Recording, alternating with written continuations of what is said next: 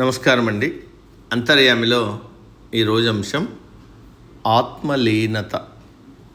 మనకు అందించిన వారు ఆనంద సాయి గారు, వివరిస్తున్నది మీ విజయభాస్కర్.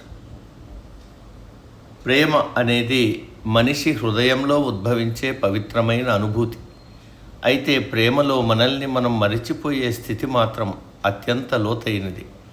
సాధారణ ప్రేమలో నేను ప్రేమిస్తున్నాను అనే భావనతో ఉంటాం, కానీ లోతైన ప్రేమలో నేను అనే అహం కరిగిపోతుంది.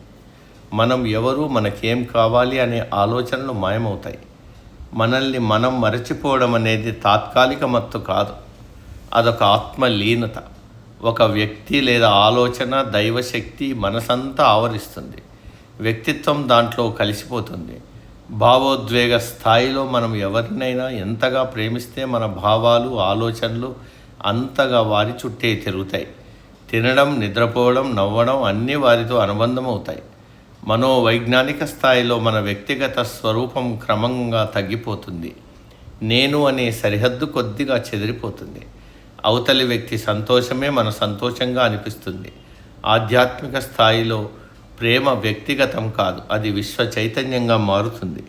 ప్రేమించే వ్యక్తి ఉండడు, ప్రేమను పొందేవారు ఉండరు.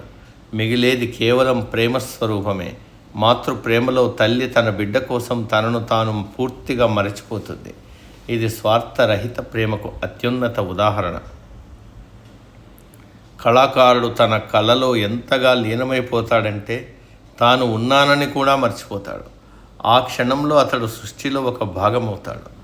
మీరాబాయి లాంటి భక్తులు తమ నేనును మరచి దేవుడిలో లీనమయ్యారు. అది ప్రేమ కాదు, భక్తికి పరాకాష్ట. నిజమైన ప్రేమలో అహం కరిగిపోతుంది అంటారు మనోవైజ్ఞానిక శాస్త్రవేత్త కార్ల్ యుంగ్. అంటే ఇతరుల్లోనూ మన ఆత్మను చూసే స్థితికి చేరతాం.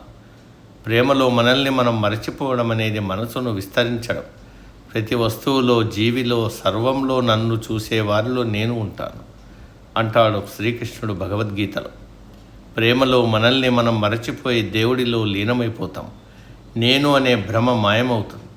మనల్ని మరచిపోవడం లోతైన స్థాయి కావచ్చు, కానీ అది సమతుల్యతతో ఉండాలి. ఎవరినైనా ప్రేమిస్తూ ఆత్మస్వరూపాన్ని పూర్తిగా కోల్పోతే అది ఆధార భావనగా మారుతుంది. నిజమైన ప్రేమలో సమర్పణ ఉంటుంది, దాస్యం కాదు. అది చైతన్యపూర్వకమైన సమర్పణగా ఉండాలి. అప్పుడు అది మనల్ని మామూలు మనుషుల నుంచి ప్రేమైక ఆత్మలుగా తీర్చిదిద్దుతుంది. అది అహాన్ని కరిగిస్తుంది, మనసును విస్తరిస్తుంది, మనలోని దైవత్వాన్ని మేల్కొల్పుతుంది. అప్పుడు మనం ప్రేమించే వ్యక్తులు, వస్తువు, దైవం ఇవన్నీ వేరు కాదని తెలుసుకుంటాం. అక్కడ నేను అనే పదం మాయమై మనం అనే విశ్వ చైతన్యం అనుభవంలోకి వస్తుంది. అదే ప్రేమలో మనల్ని మనం మర్చిపోవడానికి నిజమైన అర్థం. సమాప్తం. సర్వే జన సుఖినో భవంతు.